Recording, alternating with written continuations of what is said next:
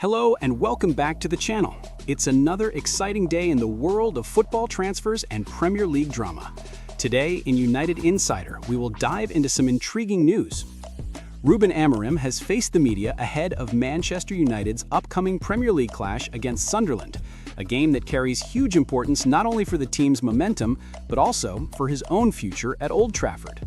Under increasing pressure after a poor start to the season, Amorim knows that anything short of a convincing result will once again raise serious questions about his position. The Portuguese coach walked into the press conference room at Carrington knowing that every word would be scrutinized.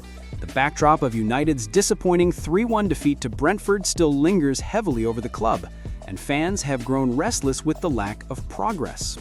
The press wasted no time in addressing the difficult run of form, and Amorim, while calm, admitted that results have not been good enough. Quote, "Of course we know the standards of this club. We know the expectations from the fans and from ourselves. We need to win football matches, and at Manchester United, it is not acceptable to go so many games without consistency. Sunderland will be another big test. We have to show a reaction." The United boss was pressed on whether he feels his job is under immediate threat, given reports of Ineos exploring alternatives.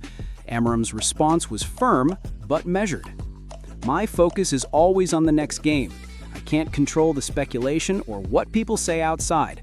What I can control is preparing the team, making sure the players are ready, and delivering performances. That's my responsibility, and that's all I am thinking about." When asked about the squad, Amorim revealed some updates on player availability.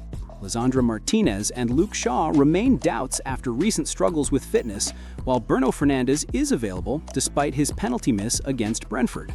Amorim also suggested that Benjamin Šeško could be in line for another start after scoring his first United goal last weekend.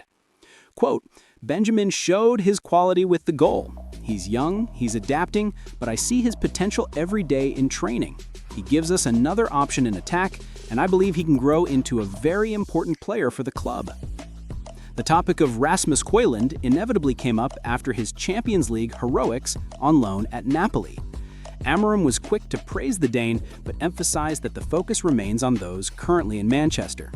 "We follow all of our players on loan, and we are very happy to see Rasmus scoring goals in Europe. That's important for his confidence, but my responsibility is the players here, and I have to get the best out of them." One reporter asked Amorim about the criticism from former players, such as Gary Neville and Rio Fernandes, who have questioned his suitability for the job. The United manager didn't shy away from the topic. "This is Manchester United. Everyone has an opinion, and legends of the club have the right to speak. I respect their views, but my focus is to improve this team. We have to accept criticism and use it to push ourselves forward." Looking ahead to Sunderland, Amorim identified the key challenges. Sunderland are a team with energy, a team that plays with freedom, and they will come to Old Trafford with nothing to lose. We must control the game, we must be aggressive with the ball, and we must show more intensity. Our fans deserve a performance that reflects the badge. Perhaps the most telling moment of the press conference came when Amorim was asked whether he still feels he can turn things around at United. His reply was defiant. "Yes, absolutely. If I didn't believe, I wouldn't be sitting here. We are in a difficult moment, but football changes quickly. One win, one good performance, and the confidence comes back. I believe in my work, I believe in the players, and I believe we can improve." The press conference ended with a rallying call to the fans. "We need them more than ever. Old Trafford has always been a fortress when the players and the supporters are together. On Saturday against Sunderland, we have to make it a difficult place for them. We have to fight, and we have to win." As the cameras switched off and Amorim left the room, the sense remained that this game could define his short-term future. Another poor result, and the calls for his dismissal will grow louder. A convincing win, however, could just buy him some precious time and help restore belief inside the dressing room. All eyes now turn to Old Trafford, where Manchester United will meet Sunderland in a high-pressure Premier League clash. For Amorim, the stakes could not be higher. So what do you think? Will Ruben Amorim survive the pressure and inspire United to victory?